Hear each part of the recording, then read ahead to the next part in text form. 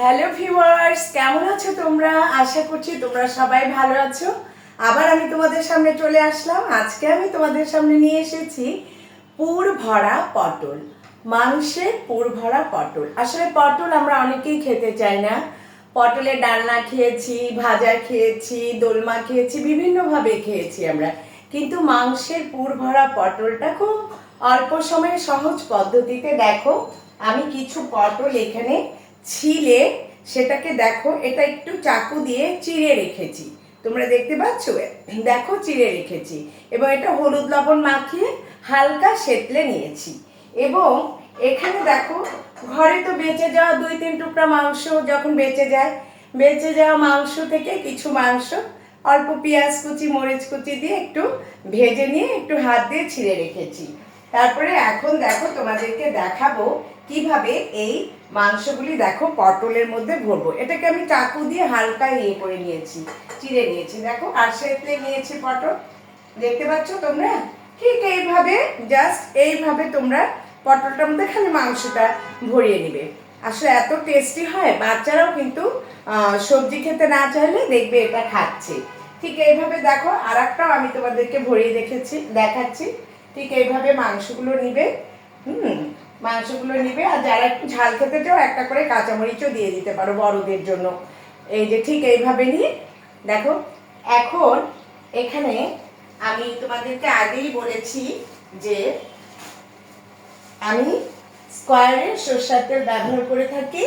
দেখো স্কোয়ারের সরষের তেল আমি ব্যবহার করে থাকি। এটা না সরষের তেলে একটু ভাজলে একটু অন্যরকম টেস্ট হয়। দেখো এখানে আমি অল্প প্যানে অল্প তেল দিয়ে দিচ্ছি।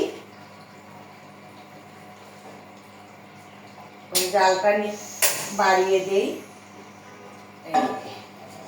তেল দিয়ে দিচ্ছি। তেলটা গরম হতে হতে আমরা একটু অপেক্ষা করি।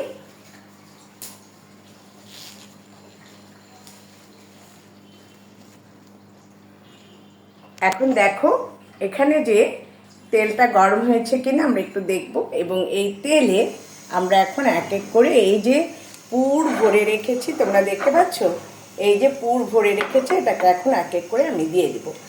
আসো আমরা দেখি।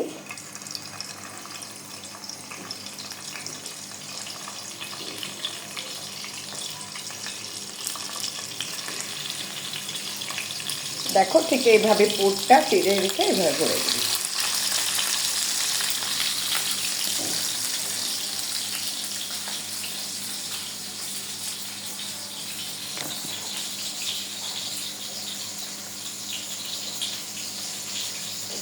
আর একটা আমরা এখানে দিতে পারি, তাহলে তো জায়গা আছে হবে। আমি আমার ঘরের মানুষের আন্দাজ মতো 6টা করে নিয়েছি। আর একটা একটু পুর ভরে দেয়। তোমরাও এভাবে ঘরে যে কয়জন মানুষ আছো এভাবে আন্দাজ মতো করে নিও। গ্যাস একটু কমিয়ে দিই, তাহলে আস্তে আস্তে সিদ্ধও হবে, খেতে ভালোও লাগবে। এখন এটাকে একটা ঢাকনা দিয়ে ঢেকে দিব। এটাকে তো সিদ্ধ হতে হবে। আবারও বলছি, মাংসের পুর ভরা এই পটলটি বানাবার জন্য পটলের খোসা প্রথমে ছিলে নিতে হবে। ছিলে নিয়ে তারপরে ভিতরে যে বীজগুলি আছে ওগুলিকে ফেলে দিয়ে চাকু দিয়ে ফেলে দিতে হবে। নিয়ে হালকা হলুদ লবণ দিয়ে সেদ্ধ নিয়ে রাখতে হবে। আর ঘরে যদি বেঁচে থাকে মাংস 2-3 টুকরো, সেটাকে বেশি না, দেখো আমার এখানে তবু রয়ে গিয়েছে কতগুলো মাংস, ঝুড়া করে রেখেছি। পেঁয়াজ মরিচ হলুদ দিয়ে একটু ভেজে রেখেছি এবং এটা চেরা পটলের মধ্যে পুড়ে দিয়ে সেটাকে ভেজে নিচ্ছি। এটা জাস্ট একটা অসম খাওয়া হবে। তোমরা ঘরে একবার হলেও ট্রাই করে দেখো যে আমি তোমাদেরকে সত্যি কথা বলছি কিনা, এবং খেয়ে তোমরা আমাকে রিভিউ দিবে প্লিজ।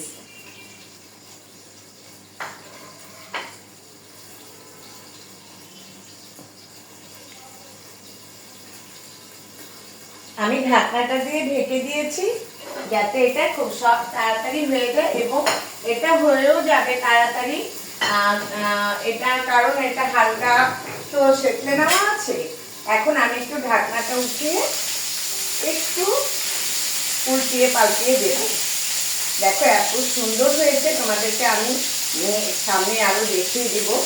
ভাজাটাও এত সুন্দর হয়েছে, তোমরা ঘরে একবার হলেও প্লিজ ট্রাই করো, গরম ভাতের সাথে এটা একদম জমে যাবে।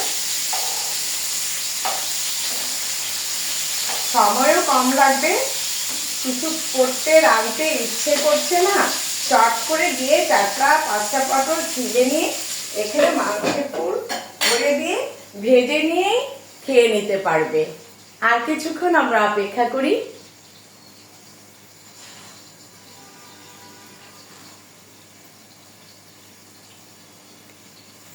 এখন গরমের সময় প্রচুর পটল পাওয়া যাচ্ছে এবং বাচ্চারা তো আজকাল সবজি খেতেই চায় না।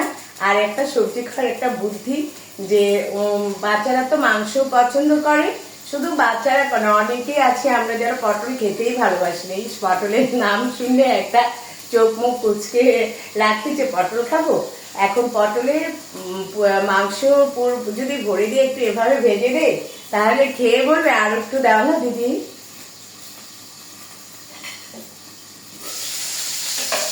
আমি জালটা বাড়িয়ে দিয়েছি এবং দেখো পটলটা তোমাদেরকে আমি দেখিয়ে দিব কি সুন্দর হয়েছে।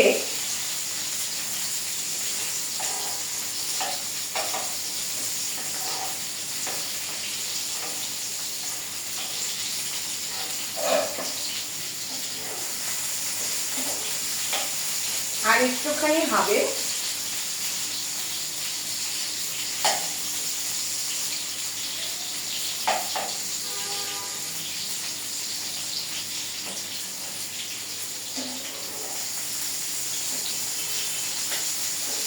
একটু 4-5টা উল্টে পাল্টে দিতে হবে যেন লাল করে ভাজা হয়। 4-5টা একটু উল্টে পাল্টে দিলে একটু লাল লাল হবে, দেখতেও ভালো লাগবে, খেতেও ভালো লাগবে।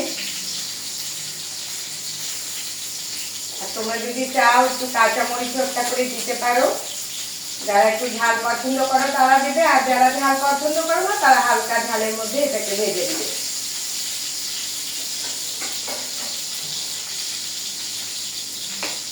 আর কিছুক্ষণ পরে আমি তোমাদেরকে দেখিয়ে দিব আমাদের পুর ভরা পটল, মাংসের পুর ভরা পটল।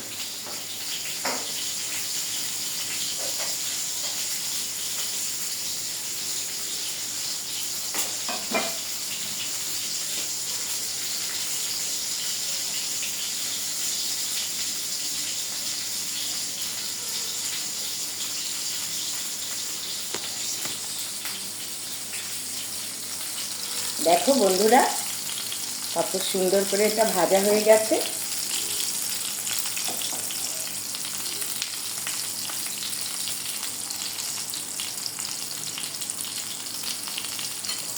একটু লাল লাল করে নিলে হবে কি, দেখতেও তো একটু ভালো লাগতে হবে। যে কোনো রান্নার জিনিস দেখতেও কিন্তু ভালো লাগতে হবে, তাই না?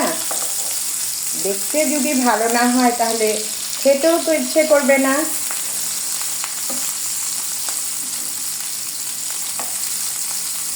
আমরা একটা কথা জানি না, আগে দর্শনধারী তারপরে গুণ বিচারী।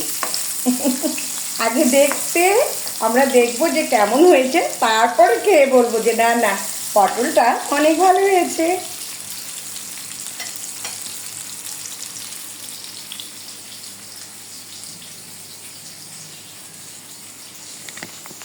এবার আমি তোমাদেরকে একটা পাত্রে উঠিয়ে দেখিয়ে দিব আমাদের মাংসের পুর ভরা পটল।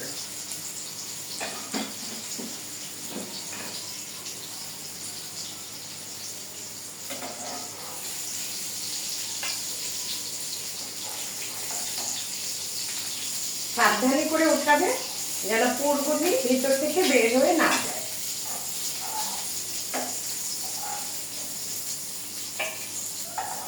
একটা স্মেল বেরিয়েছে, তোমরা যখন রাঁধবে তখন মনে হবে যে এখনই খেয়ে নিই।